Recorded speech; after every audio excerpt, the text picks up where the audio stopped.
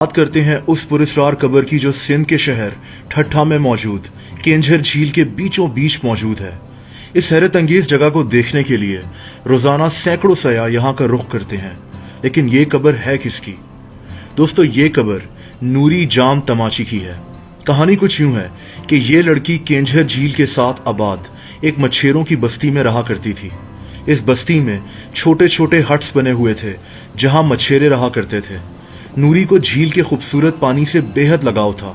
ये रोजाना इस झील के नीले पानी को देखने के लिए इसके करीब जाकर बैठ जाया करती थी। नूरी के वालिद भी एक मछेरे थे। एक दिन नूरी अपने वालिद की मदद करने उनकी कश्ती में मौजूद थी कि एक आदमी भागा भागा इनकी तरफ आया। इस आदमी ने बताया कि बादशाह सलामत आ रहे हैं। इस बस्ती के तमाम मछेरे बादशाह का इस्तकबाल करने इकट्ठे हो गए। इस बादशाह का नाम जाम तमाची था और ये ठट्ठा का हुक्मरान था। ये शिकार खेलने के लिए केंझर झील के पास आया था। इसने कुछ देर के लिए यहाँ आराम करना था। नूरी बादशाह को देखने के लिए बेहद बेचैन थी। जाम तमाची जब गांव वालों से मिल रहा था तो इसकी नजर नूरी पर पड़ी।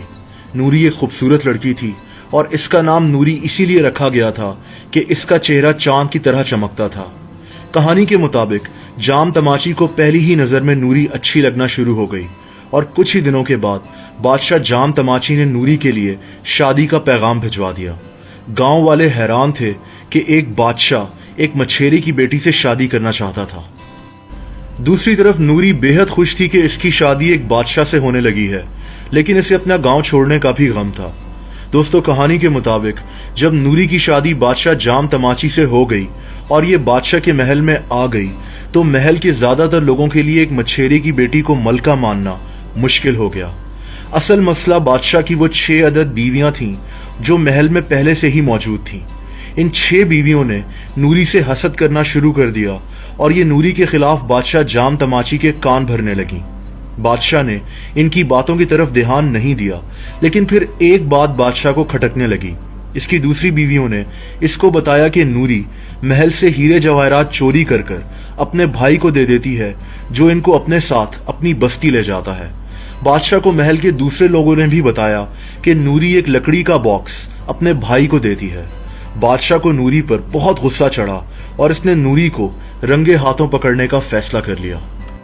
कुछ दिनों के बाद जब नूरी का भाई नूरी से मिलने महल में पहुंचा तो बादशाह ने अपने कुछ मुहाफिजों को नूरी के आसपास छुपाकर खड़ा कर दिया। इन मुहाफिजों ने देखा कि नूरी एक लकड़ी का बॉक्स अपने भाई को दे रही है, तो इन्होंने फौरन नूरी को पकड़ लिया और इससे ये बॉक्स छीन लिया। अब बादशाह जाम तमाची को बुलवा लिया गया। बादशाह बेहद गुस्से में था। नूरी बेहद हैरान थी कि ये सब क्या हो रहा है। बादशाह ने बॉक्स खुलवाने का हुक्म दिया कि नूरी ने कितने हीरे जवाहरात चुराए हैं। जो ही बॉक्स को खोला गया तो बादशाह की हैरत की इंतहा न रही। लकड़ी के बॉक्स में हीरे जवाहरात के बजाय मछली के कांटे पड़े हुए थे। बादशाह ने नूरी से पूछा कि यह क्या है।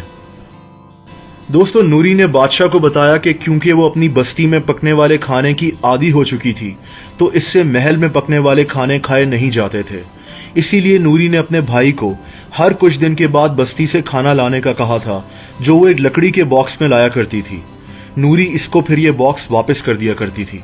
नूरी ने बादशाह को यह सब इसीलिए नहीं बताया ताकि बादशाह नाराज न हो जाए कि नूरी को महल के मजेदार खाने पसंद नहीं आ रहे।